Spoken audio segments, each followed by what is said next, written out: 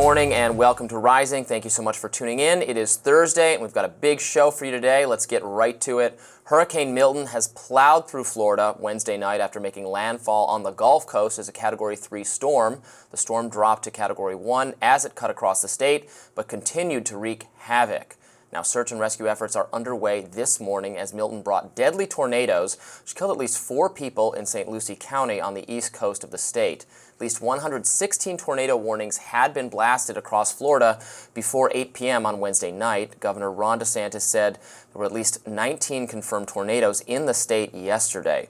Forecasters say the eye of the storm is moving away from land and into the Atlantic Ocean this morning, but the storm surge flooded streets, wrecked homes, dropped 18 inches of rain in its tracks. Florida residents were trapped under rubble and overturned vehicles in Palm Beach, and more than 3 million homes and businesses are currently without power across the state. It's not over yet. Tampa Mayor Jane Castor said, quote, "At 7 a.m. this morning, when high tide comes in, rivers are going to flood all over." At this moment, the death toll has not been released. Strong winds tore the roof off Tropicana Field in St. Petersburg.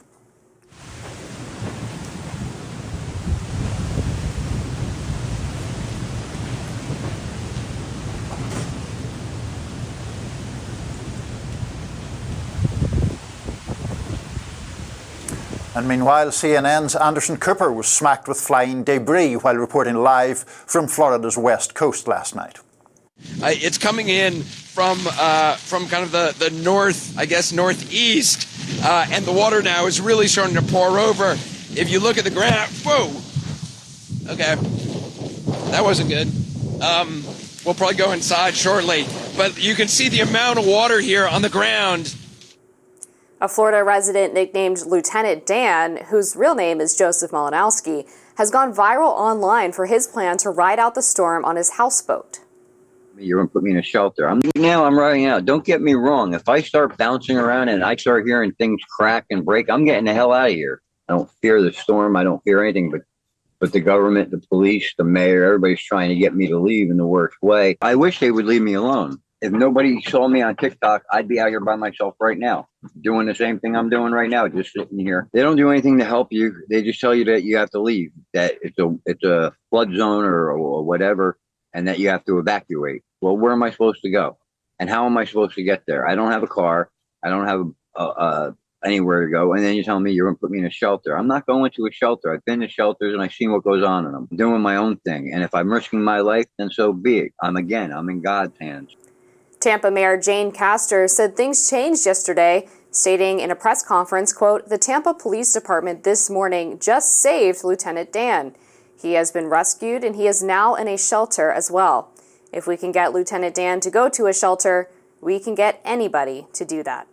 Castor was asked if Malinowski would be arrested for refusing to leave his boat. Castor said, well, Baker acted.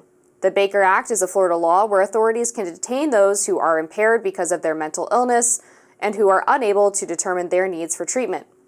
But according to some reports online, Lieutenant Dan was spotted on his boat just moments after Castor made her announcement and survived Milton unscathed. Now, the hurricane has fueled conversation around climate change. President Joe Biden blasted Republican Congresswoman Marjorie Taylor Greene over her comments on the storm. Over the last few weeks, there's been reckless and irresponsible and relentless promotion of disinformation and outright lies about what's going on. Marjorie Taylor Greene, the congresswoman from Georgia, is now saying the federal government is literally controlling the weather. We're controlling the weather. It's beyond ridiculous. It's so stupid. It's got to stop. So we have on our hands a very devastating storm ripping through Florida. Certainly there will be casualties from this, those totals are going to come later. I think I was most interested in the footage we were getting from News Nation correspondent Brian Entin as he was engaging this Lieutenant Dan person who was determined to remain on his boat throughout the storm. Look, I think it is kind of a tricky situation to handle from the government's perspective. If someone really doesn't want to leave their home, doesn't want to go to a shelter, maybe has some mental illness problem, at one point you just say, well, okay, that's your right, and you're going to pay the consequences for that, and we're going to not deal with this anymore? I mean, I think it's difficult because is there in that instance a moral obligation to save the person from themselves? That's really what the argument is. And I think that's always a tricky debate, particularly if, and I don't know for sure in his case, but particularly if there's some suggestion of mental illness involved. You get into a whole philosophical debate about that. I did notice that in the clip from Lieutenant Dan that we played, he noted that he had no car. And I do think in a lot of these natural disasters, there is an issue about people not having the means to evacuate, even if they do want to. Yeah. Sure. And then there's also a lot of confusion around the evacuation system in Florida because there are various evacuation zones, A, B, C, D, etc. And they tell you which zones are mandatory evacuation zones and the rest are sort of within your own judgment.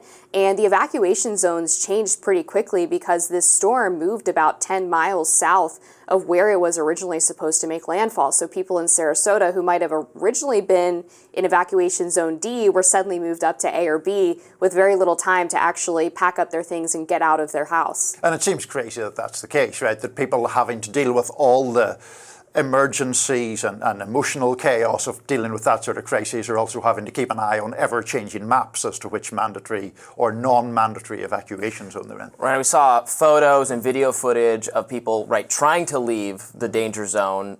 Highways, jam-packed, traffic. So that must be stressful if you're sitting in traffic as the storm is approaching. Right. It's just a very dangerous situation. Right, no, absolutely. Not to drag this back to politics, but it has obviously become politicized. There's been some back and forth between Ron DeSantis and Kamala Harris in particular. He accused her of trying to politicize the storm. Then she said he was being selfish. One of the things I find interesting or curious in the middle of this is that President Biden and Governor DeSantis seem to have been fairly cooperative with each other, and they had another call just this morning where, according to the White House, DeSantis thanked Biden for his assistance. So that's a curious wrinkle in all of this. Maybe it doesn't, Biden's out of the race, so you can play nice with Biden, you just can't play nice with Kamala Harris. Right. Yeah, exactly. And I think there's a specter, too, of maybe the Kamala campaign hoping to give the perception that she has more executive experience than she has by putting her front and center in the storm response. And much like a lot of her campaign, the question is, okay, but what were you doing for the 3.5 years before that? Have you ever tried to call Florida Governor Ron DeSantis during previous natural disasters? And why were you campaigning in Las Vegas until Sunday night after Hurricane Helene hit? So I think Biden is right to sort of try to push her aside because her response does seem political. Ron DeSantis, I also saw tweet a photo or video of a dog being rescued who was tied to a post in rapidly rising water, or thanked the local authorities for rescuing this dog, reminding people that do not abandon your pets, do not tie them to posts in the middle of a storm. Horrible thing. A lot of people, Florida Governor Ron DeSantis included, were happy to see that dog rescued. We'll be back with more storm coverage and more Rising right after this. Okay, Robby, what's on your radar? Well, earlier this week, a Jewish co-host of CBS Mornings conducted a somewhat hostile interview with a prominent critic of Israel. Now, there shouldn't be anything particularly notable about this. It is, after all, the job of journalists to ask probing questions and for skilled thinkers to address them. And yet, the episode has produced a meltdown, a total ongoing meltdown at CBS, with some staffers apparently demanding that the network take action to punish the interviewer.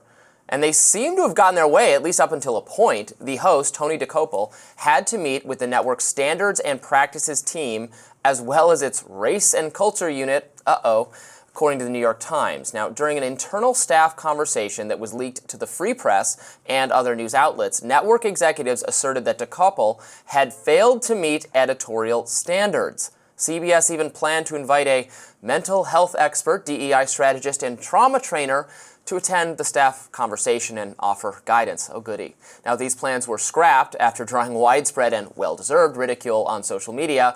We'll circle back to that in a minute. But look, the very idea that a journalist grilling an opinionated guest is somehow a lapse of journalistic integrity is ridiculous. It's one thing to critique the premises of Dokoupil's line of questioning, which you can certainly do, or contend that his presumptions were unfair to the pro-Palestine perspective. Sure. It's quite another to demand protection from such questions vis-a-vis some kind of media safe space. Here we go again.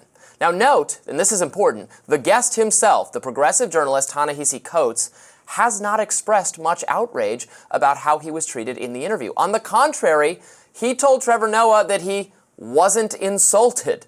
In fact, Coates expected to come into conflict with a supporter of Israel during his promotional media tour. In truth, he probably welcomed it because nothing sells books quite like controversy. Now, Coates is known for penning provocative essays on the topics of race, including the case for reparations and Donald Trump is the first white president.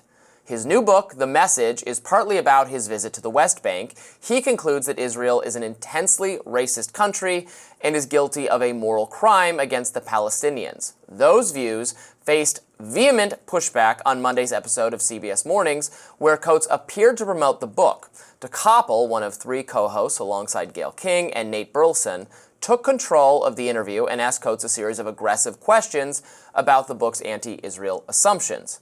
A convert to Judaism, Dokoupil is the father of two children who live in Israel with their mother. He said the content of that section, he's talking to Coates and referring to part of the book that does concern Israel, he says would not be out of place in the backpack of an extremist. Later, Dokoupil asked Coates what bothered him about the existence of a Jewish state. Coates took these questions in stride. He asserted that he was opposed to any nation granting preferential treatment based on ethnicity or religious identity, and he described Israel as an apartheid state. When asked about the Palestinians' culpability in violence against Israel, he replied that Israel's reactions in Gaza and the West Bank were morally illegitimate. Coates said, "I am against a state that discriminates against people on the basis of ethnicity. There is nothing the Palestinians could do that would make that okay for me." Coates also contended that pro-Israel voices have no problem getting their views out in the media, whereas Palestinian sympathizers are underrepresented. Let's watch some of the interview. I have to say, when I read the book, I imagine if I took your name out of it, took away the awards and the acclaim, took the cover off the book, the publishing house goes away, the content of that section would not be out of place in the backpack of an extremist. And so then I found myself wondering, why does Ta-Nehisi Coates, who I've known for a long time, read his work for a long time, very talented, smart guy, leave out so much? Why leave out that Israel is surrounded by countries that want to eliminate it? Why leave out that Israel deals with terror groups that want to eliminate it? Why not detail anything of the first and the second intifada, the cafe bombings, the bus bombings, the little kids blown to bits? And is it because you just don't believe that Israel, in any condition, has a right to exist? Well, I would say the perspective that you just outlined, there is no shortage of that perspective in American media. Now, the entire segment lasted about 7 minutes. As far as debates about Israel and Palestine go, I give this one maybe a 3 out of 10 on the spiciness scale. For some truly rancorous debates on this subject, you could watch Alan Dershowitz versus Norm Finkelstein. You could watch Eli Lake versus Jake Klein. You could watch Brianna Joy Gray versus me on this program every day for 6 months of last year. Now, that was not all. Dokoupil attempted to get his jabs in. Coates remained unflustered, and viewers can make up their own minds about how they thought it went and who they agree with. Now, social media erupted in response. Fans of Dokoupil and supporters of Israel were pleased that he pressed Coates so ardently, while fans of Coates and supporters of Palestine were annoyed about the tone of the interview. And it's true that the interview was not nearly as breezy and fluffy as the standard fare on CBS Mornings, but on the other hand, co-host Gayle King once asked the father of an Israeli hostage about Israel's responsibility for the deaths of Palestinian children on that same show. Look, this is all fine. If you enter the arena of a media interview, you have to be prepared for tough or even agenda-driven questions. What's not fine is the behavior of CBS staff, who evidently complained about the interview, initiating a sort of struggle session for Tony Dokoupil. At the staff meeting on Tuesday, multiple staff members shed tears over what had happened, according to the Free Press. Some colleagues did come to Dokoupil's defense. Jane Jan Crawford, legal correspondent at CBS News, rejected the idea that norms of journalism had been breached.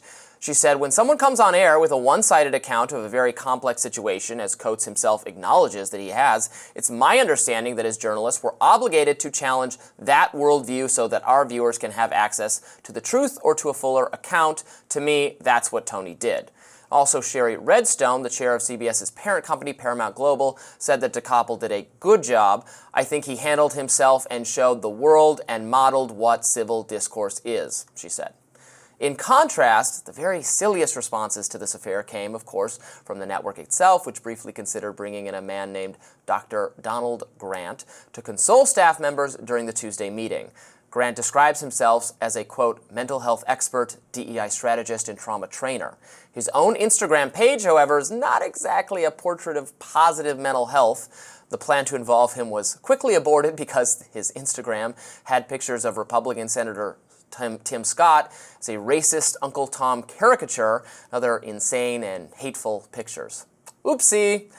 What exactly can we learn from this kerfuffle? Look, it appears to be the case that major media organizations still feel pressured to cave to their most easily offended staff members and still think DEI hucksters provide a quick fix for discontentment.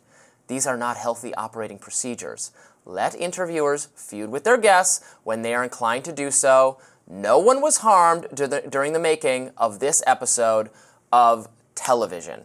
And this is an ongoing situation because even after I wrote this, there's more reporting from a variety of outlets that the furor within CBS is ongoing. They're now trying to say that Tony Dokoupil didn't follow proper procedures because he deviated from a prepared list of questions that producers had made.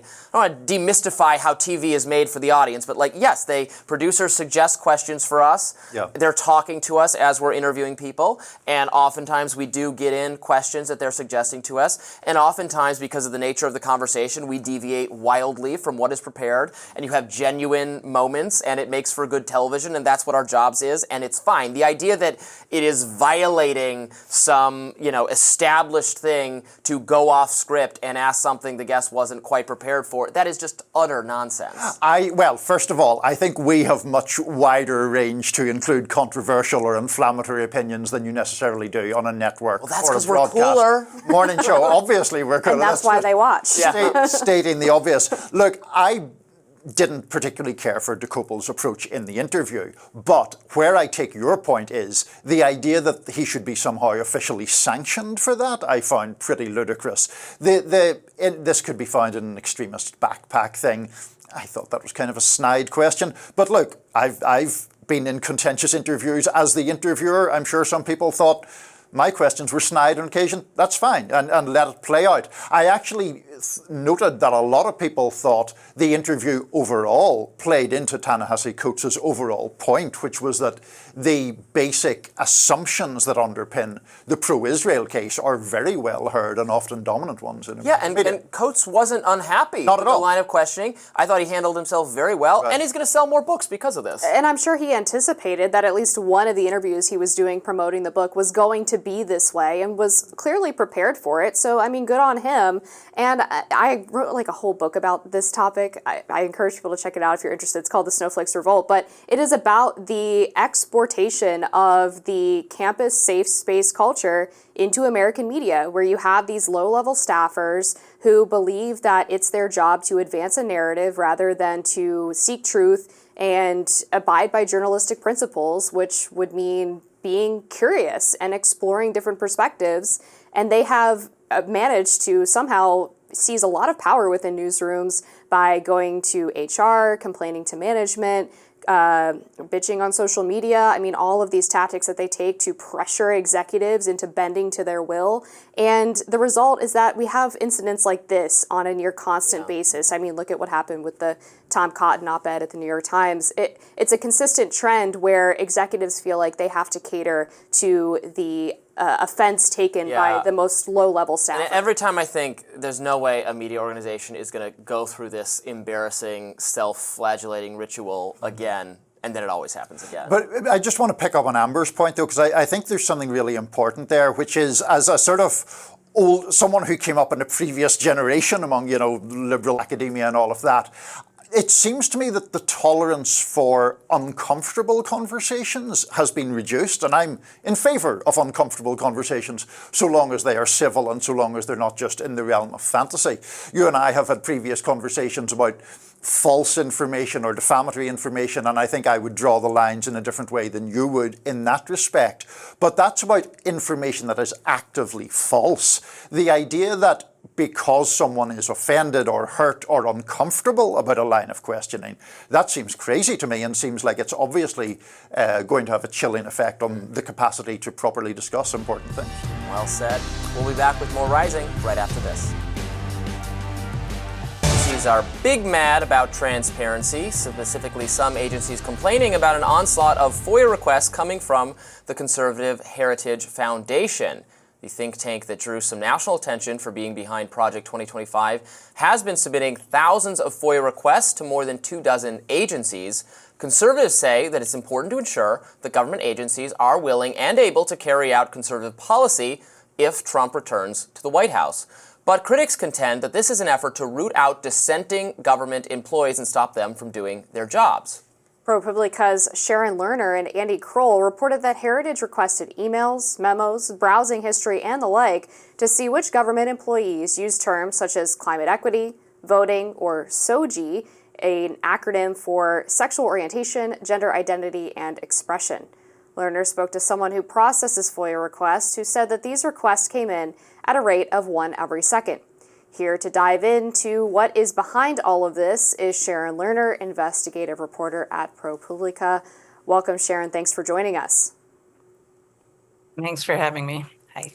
So let's start by breaking down exactly what's going on here. The Heritage Foundation is requesting materials that they have a right to have access to as members of the American public, right? That's what FOIA is there for. Is the contention just that they're submitting too many?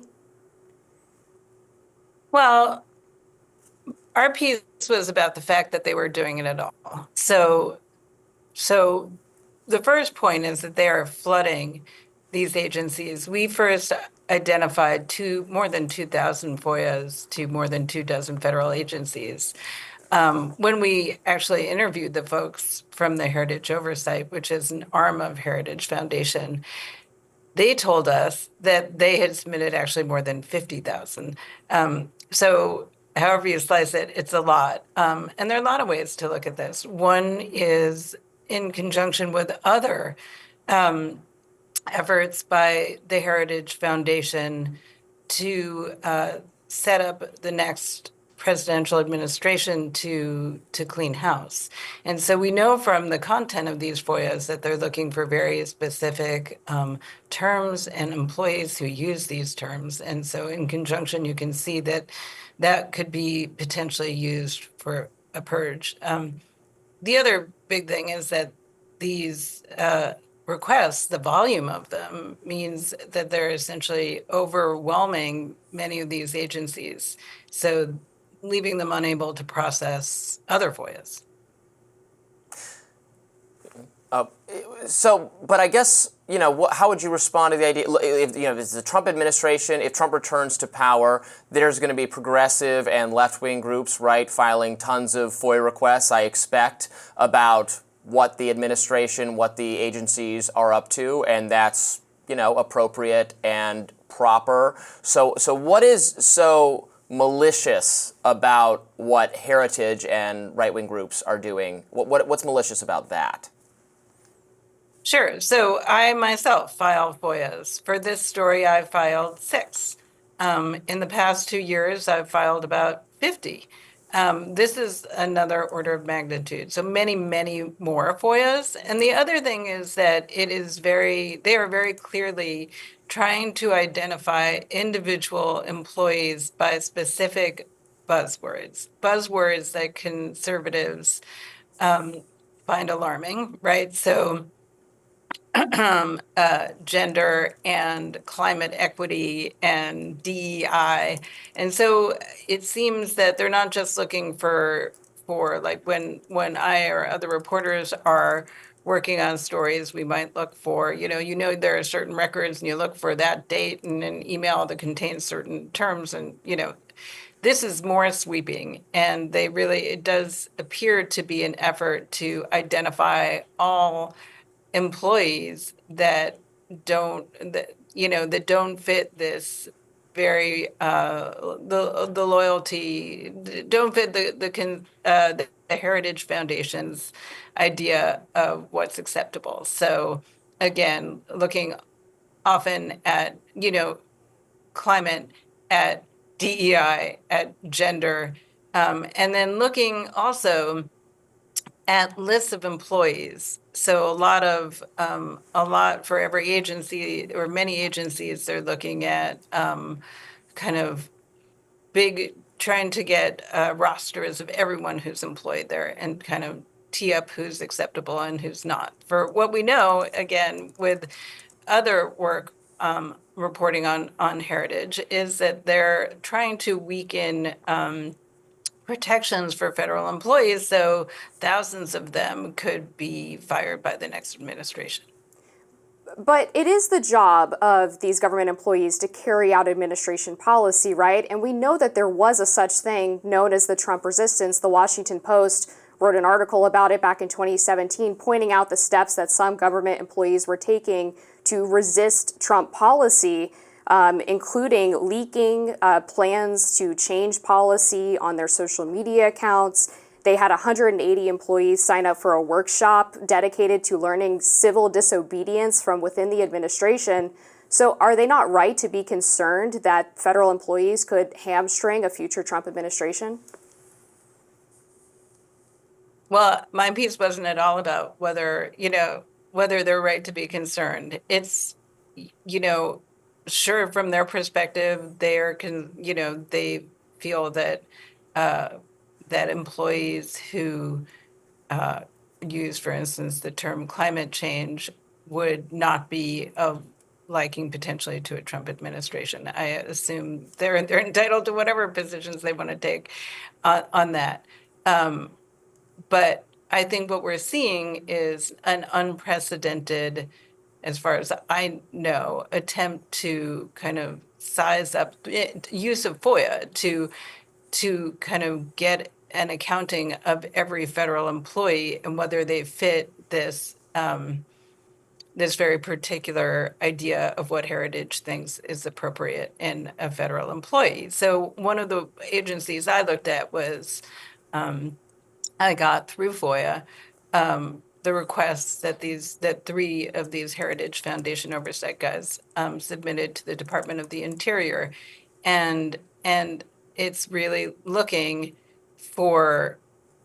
There are hundreds of requests looking for communications with voting rights groups, looking for communications, again, that included terms like climate. Well, if you look at what the Department of the Interior does, a big thing is, they protect public lands. And of course, climate is a fact. The fact that the climate is changing is a fact.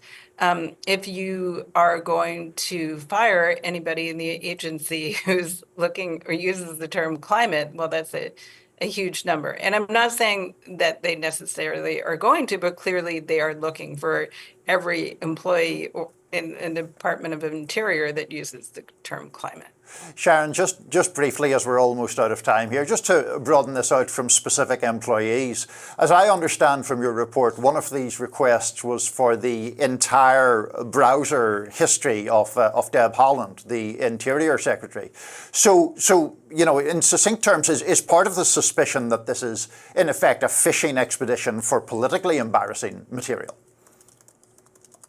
I'm sure they would be happy to find that, and they have used what they consider to be embarrassing material that they've obtained through FOIA. For instance, they got some training materials for about gender identity that were used by a branch of the Defense Department, and they took them to Fox News and used.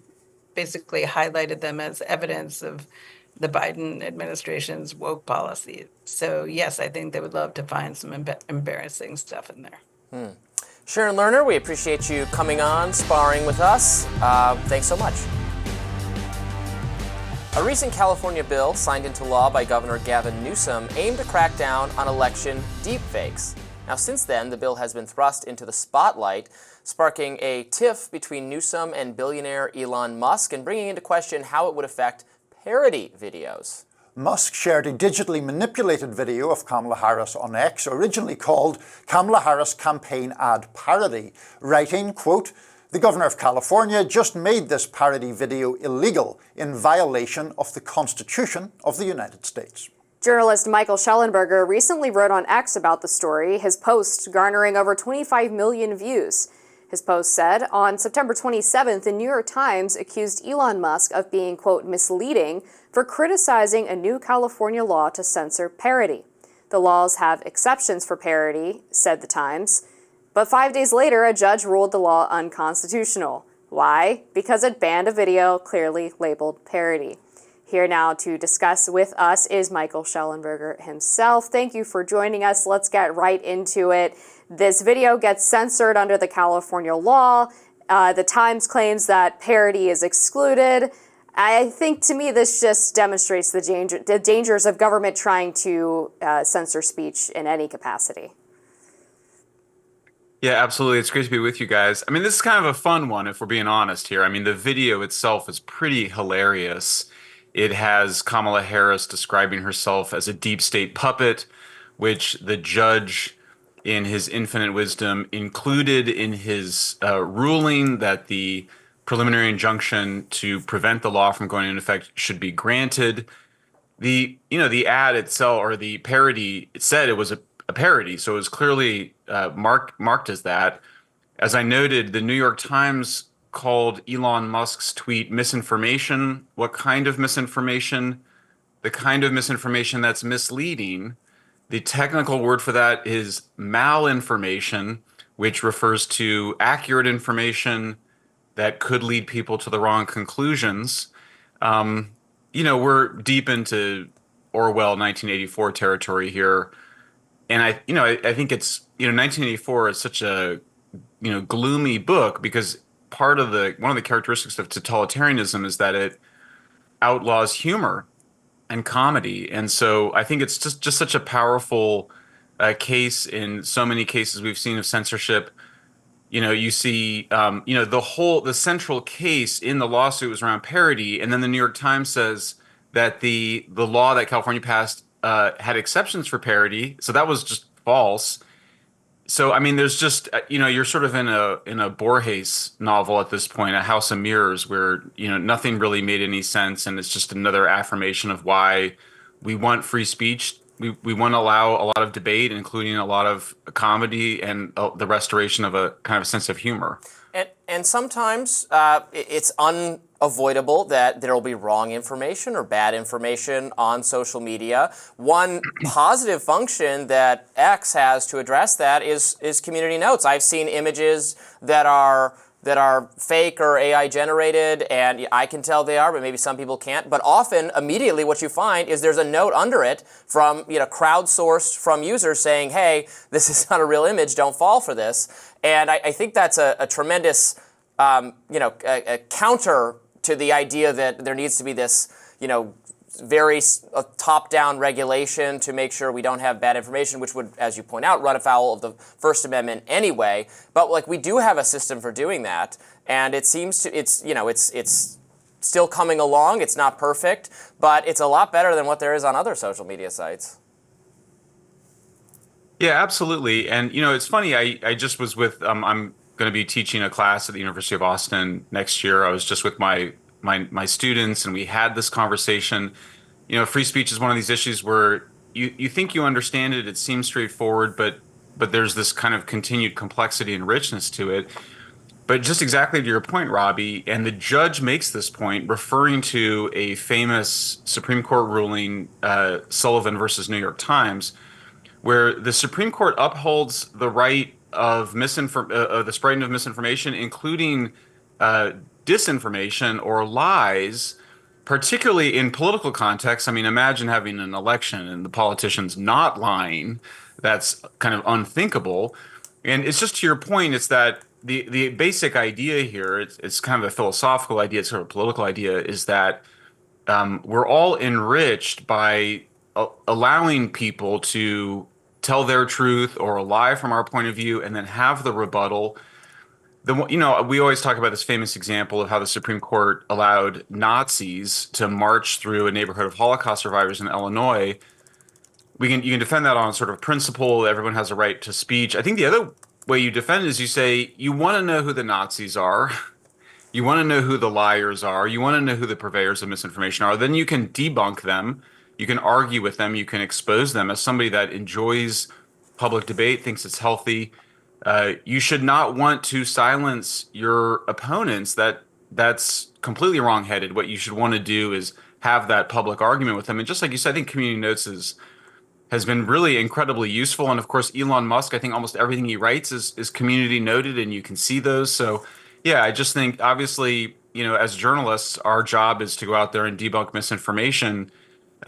We do that with more information, not by attempting to censor things behind the scenes. Michael, let me play devil's advocate in the spirit of debate here a little bit, because one of the things about the judge's ruling that struck me is he doesn't, to what my reading, seem to be really completely lambasting the law. He talks about the fact that it's in its wording, it is a hammer rather than a scalpel. And the implication there is that a more scalpel-like approach would be worthy. And, thanks to us doing this segment, I was up at 6 o'clock in the morning reading California legislative text today. And one of the purposes, or one of the preambles to this bill we're talking about, states that disinformation powered by generative AI will pollute our information ecosystem like never before. Voters will not know what images, audio, or video they can trust. Is that not a legitimate concern on your part? I mean, my worry is that you and my friend Robby here are having too idealistic a view of how back and forth debate can correct what are pretty serious problems. Well, I agree that misinformation and disinformation are serious problems. I mean, that's why I'm in the business of journalism. It's to correct information that we think is wrong. I guess the question is, how do you do that? And do you do it through more speech, through what we call counter speech? Or do you create some special committee of experts to do it behind the scenes? I think that's the question here is how do you want to do that? Now, I do think there are limits to freedom of speech. I actually share the Supreme Court's view of what kinds of speech should be limited. We don't allow speech that immediately incites violence, the test being the immediacy in time and space. We don't allow people to lie in order to steal money. That's fraud. We don't allow people to completely destroy your reputation by lying in order to bankrupt you. That's called defamation. However, that bar for the United States is much higher than it is, for example, in Britain. So I guess it's just a question of what is the best way to deal with disinformation and lying. And I think we've got a really good system here. Part of the tradition in the United States is that we don't allow, preemptive censorship. So we don't newspapers, for example, during apartheid in South Africa, and I remember because I would read the newspapers from South Africa while I was in college, there would be large chunks of the newspaper that had been censored in advance because the government censors had read the newspaper before it was published. We don't allow that sort of censorship to occur. Yet that was the kind of censorship that we saw the Department of Homeland Security promoting through its Cyber Security and Information Security Agency in 2020, 2021, through a set of NGOs to do the work of flagging or censoring the information that the social media companies would then take down. So I think it's just it's really a question of what is the best approach to deal with mis and disinformation. Is it to basically authorize a small group of people to engage in censorship behind closed doors, or is it better to have it out in the open and have a proper discussion? All right. I think it's always important to remember that people being misinformed is also nothing new. We pay a lot of attention now to examples of viral things that are wrong or people falling for it, but people have believed a lot of crazy things for as long as humans have been around. And I've seen a lot of research lately showing that actually the problem might be more contained than we think it is on social media. That's a very small number of users who will repeatedly share flagrantly false information, which might suggest that we should calibrate how concerned we are about this, which is not to say it's not a concern, but it's a concern that we've, dealt with in various platforms and modes of human communication for as long as there's been the spoken and the written word. Michael Shellenberger, thank you so much for joining us today. Thanks for having me. Milton is the 5th hurricane to hit the U.S. this year, and that means many Americans are losing their homes. Now, flood insurance is supposed to help out, but it is becoming harder and harder to find. Regulators can't force private insurers to offer coverage, and companies can leave the state entirely if they're losing money. Florida insurers have declared bankruptcy or otherwise failed since 2003. Now, homeowners and businesses in flood-prone areas often turn to the National Flood Insurance Program. It insures 4.7 million properties nationwide. Now, much of the structure of federal insurance protections is based on the assumption that the government's maps of which regions are most at risk are accurate. But FEMA's flood maps have not been updated for decades, according to the Hill's reporting. So where does that leave the millions of homeowners in Milton's wake? I mean, look, I'm going to have a take here that is kind of controversial, and maybe people watching won't even like it, but if no insurance program is willing to offer you insurance for your home, on some level, that's the market sending a signal that owning a home there is too risky and you shouldn't do it. I mean, I would not think that the government compelling insurance companies to provide you insurance to live there would be subsidizing risk that we're all now paying for. We, the citizens who pay our tax dollars, are paying for you to take that risk. I mean, think of like, the government subsidizing risky like deep water drilling, right? If they're going to pay for it, that's incentivizing risky behavior. If you can't do that on the market because your liabilities are too great, that's the market sending a signal, don't do that. Right, but then what happens to people who don't have the money to move house? I mean, then they're just messed up in a pretty big way because there isn't any insurance available to them. It's fine to say, yes, well, that is the market sending a signal. I don't disagree that it is, but if you have a house that you've lived in for 20 or 30 years is now more susceptible to these disasters and you don't have the financial wherewithal to go anywhere, then what do you do? I don't know. Yeah, I guess I kind of fall in the middle on this one because I understand both arguments. It's obviously tragic when people feel like they need to either sell their house or they can't get insurance. And you see a lot of people stay in their homes even when they're in these evacuation zones because they sort of have this belief that if they're there, maybe something bad won't happen. I don't really understand that logic, but I also understand not wanting to abandon your home, your property, if you're not able to pack up and take it all with you. But at the same time, we wouldn't really make the same argument if someone built their house on the side of a cliff, right? We would say that that's a risk that you accept. It's reasonable that an insurance company wouldn't want to insure your home. So, I'm kind of stuck in the middle here. I mean, I have no love for insurance companies. Right. I think they're often very scammy, and, we all have to have car insurance, and if you live in an apartment, you have to have renter's insurance. Car insurance is, in my view, like notoriously scammy, where they go out of their way to find excuses not to cover, and you got to read the fine print and go, oh wait, I do have to pay this time. Why do we even have this? And you're required to have it under the law. Or it comes into medical insurance. Obviously, it was a big part of the Obamacare stuff that we all have to be covered because no one wants to live in a world where if you don't have insurance and you're in a car accident, the ambulance is going to decide not to take you.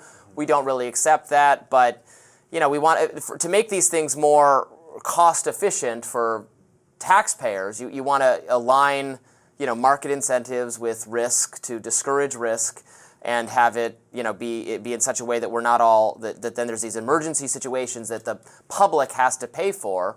And on some level, that is what's occurring with these hurricanes or extreme weather. Is they're taking on the risk, the people who live there, and we're all going to end up paying for it. And a number of private insurance companies in Florida have gone bankrupt because of previous natural disasters that they've had to foot the bill for. So then the question becomes, is it appropriate for the government to step in with some sort of government-issued insurance or to underwrite those things? I would argue that there are cases in which it is, and I think that's where we probably differ. But I do think that it is a complicated situation because you don't actually want to incentivize people to live in places that their houses are going to be regularly destroyed. I mean, I definitely think if the government says we're going to insure you, we're going to give you so much money protection in the event of a catastrophic weather event, if you live there and like that's the deal, then they should follow. I don't think they should renege on that promise to people if you decide to live there under that basis. I'm not saying yank the rug out from anybody. It just seems like we should maybe structure this differently moving forward as climate change or changing weather patterns make it less practical to live on the coast and more practical to live on the vast and empty interior of the country where you can actually find very affordable housing. Yeah, I guess my only thing with the insurance companies in their decision to pull out of Florida, statewide in a lot of cases, is that there is some conflicting science on whether or not storms are actually consistently getting more extreme. If you look at some of the climate models, they've gotten slightly more extreme, but then the amount of damage and deaths has gone down significantly as we have been able to sort of shore up our infrastructure to prepare for these disasters. So on some level, I wonder if they aren't sort of just making an excuse because they know that Florida is going to be a more expensive place to insure, just because it has more hurricanes than the rest of the country in general, not necessarily because they're getting more frequent or more extreme because of climate change. I mean, there was a peninsula dangling in the ocean. I don't know why they designed Florida like that. I mean, like there was a 1937 flood of Paducah, Kentucky that nobody could have anticipated. And if that happened today, we'd be like, oh my God, it's because of climate change that this happened. So that's a little interesting. I think a lot of people also, when talking about this, forget that flood insurance is usually an add-on to a home insurance policy. So pretty much anywhere you buy a house, it's not automatically included. You have to basically request it, and then the rate would differ, of course, based on where you live. So a lot of people don't have flood insurance just because it's not included in their typical home policy. And a lot of people make the perhaps false assumption that because they don't live in an area or that because it's not automatically included, that must mean they don't need it. The house I lived in growing up in suburban Detroit, Michigan, had some kind of foundation problem, and when we had an epic storm like 10 years ago or something, the basement totally flooded, wrecked all the walls. My parents had to put in tons and tons and tons of money to dig under the house and install these pillars to lift the house out of the ground. You couldn't open the front door anymore because it was hitting the ground. It was crazy, and they had to put in tons of money to do that. And it's not something you would have anticipated necessarily. That's just the risk you take if you don't have an insurance program. And a lot of these insurance policies don't cover natural disasters, right? The flooding is usually related to a burst pipe or something related to the home. Well, and that's what does annoy me, because that ends up being a little bit scammy. That you never read the fine print. You're like, oh wait, it's not. Well, then what am I paying for if it's not doesn't cover this? Not likely, but more likely than any other. What, somebody has to come with buckets of water and dump them into my basement for it to be covered by insurance? Yeah, I wonder though, in the case of Florida specifically, I get the point that you don't want to incentivize the equivalent of someone building their house on the cliff edge, right? I totally get that. But does Florida have an interest in people not being so hit or affected financially by these kind of things that they actually leave the state completely? Is there a legitimate interest of the state there in trying to create some sort of level of basic security so that in a situation like you were describing, although from a natural disaster, if your parents had not had the means to do those repairs, they would presumably have had to move. And that seems just not a very wise course. I think that's a very compelling argument for the people of Florida specifically. I think it's maybe harder to make that argument that the entire country should have to provide some subsidy for people to live in Florida. But other people in Florida, I get that argument. Much more coming up on Rising today. Stay tuned. Nearly half of all U.S. voters support pro-crypto policies, according to software company Consensus and polling from Harris X. The poll found that 49% of voters are in favor of crypto, and of those, 13% are actually open to crossing party lines for favorable crypto policies on the other side. And an overwhelming majority, 92% of crypto owners, do plan to vote in November. Former President Trump took note of this, it seems. In July, he attended the biggest crypto conference in the US, BitCon 2024, where he told the crowd he would make America, the world leader of Bitcoin and other digital currency. Kamala Harris has yet to take an official position on this, but it might do her some good if she did. A new Morning Consult poll shows the candidates are tied, each polling at 47% each among crypto voters.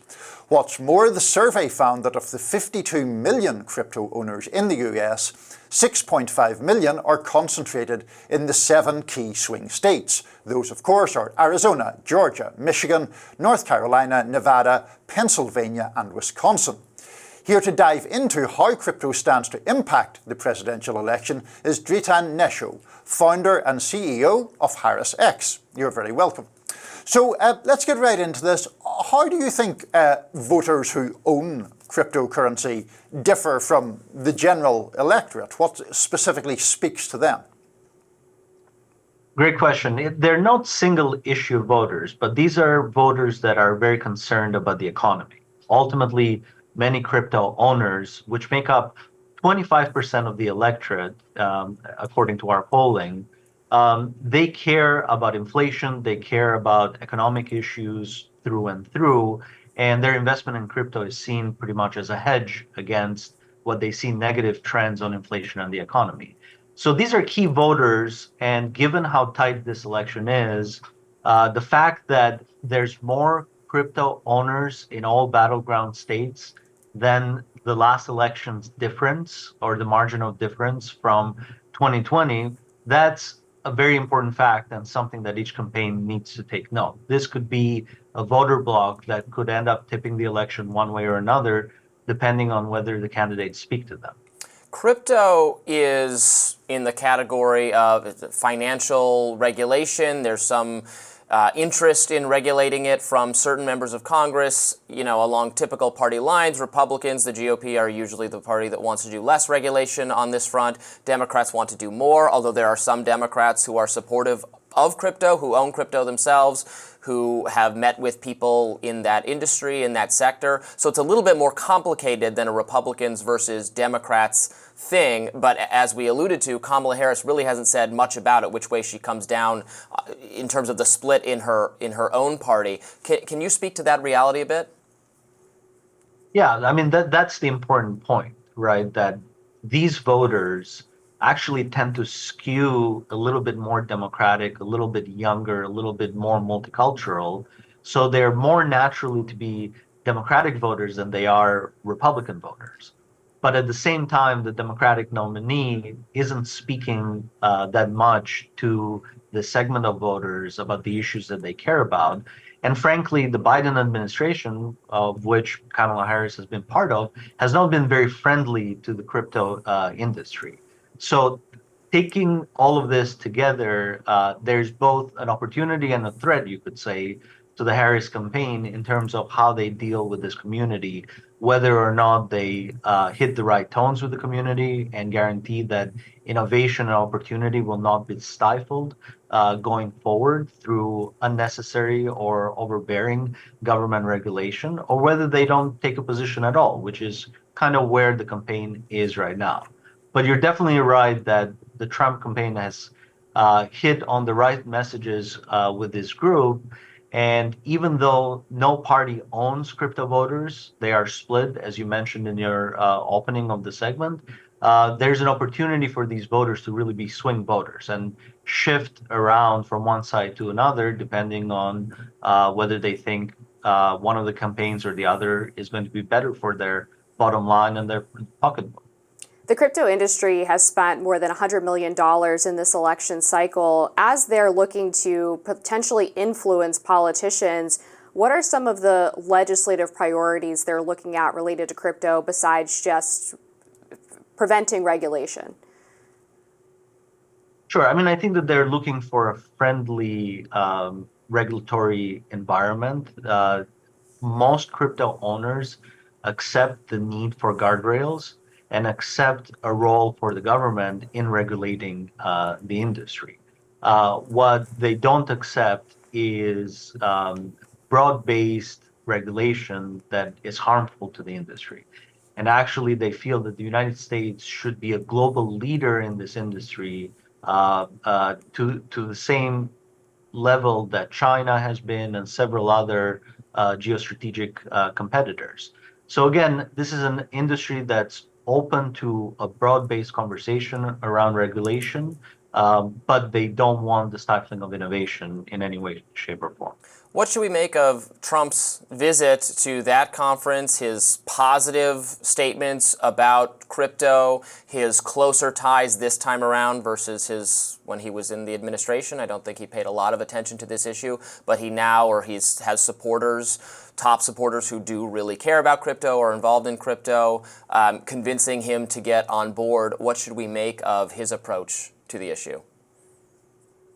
Well, as you noted, crypto voters are open to switching party lines or changing party lines in the election, or crossing party lines, I should say, based on whether or not the candidates have the right policy when it comes to these investments that they've made.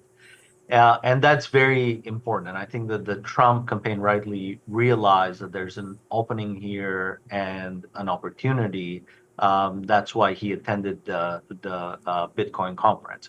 Ultimately, in a razor-thin election with 2-point differences across many battleground states and also on a national basis, swing voters like this can make all the difference. The math of a swing voter is such that if you switch them from one side to another, you actually need to turn out 2 base voters to make up for that movement and for that switch. So swing voters are materially more valuable in an electoral campaign than actually base voter turnout are because of the how the math works. And so this is a key swing voter demographic, and the Trump campaign has been early to recognize that. It's yet to be seen whether or not the Harris campaign will hit on the right notes with this group in the last 30 days before the election. What impact do you think the Sam Bankman-Fried fraud case has had on political appetites to deregulate or increase regulation on crypto? He was, of course, a big bankroller of some Democratic politicians. Outside of Trump, do you get the sense that this sort of blow-up might have had some politicians more eager to regulate crypto? Well, I think that the blow-up of FTX concerned everyone, including owners of crypto and people within the industry. This is why the industry is not against regulation. It's for the right kind of regulation, right? Regulation that doesn't stifle innovation. And I would say that even before that event, the industry has reached the level of maturity that it's actually a clear actor in elections. It's raised a lot of money, as you mentioned, over 100 million that it's deploying across different races, up and down the electoral path. So again, it's a mature group of voters. It's a mature industry with clear perspectives of what needs to happen going forward, and that's what we try to get to within this poll. Yeah, I think this is going to be a bigger and bigger issue moving forward, well beyond the upcoming election. Thank you for staying on top of it, Dritan. We really appreciate having you on. Thank you.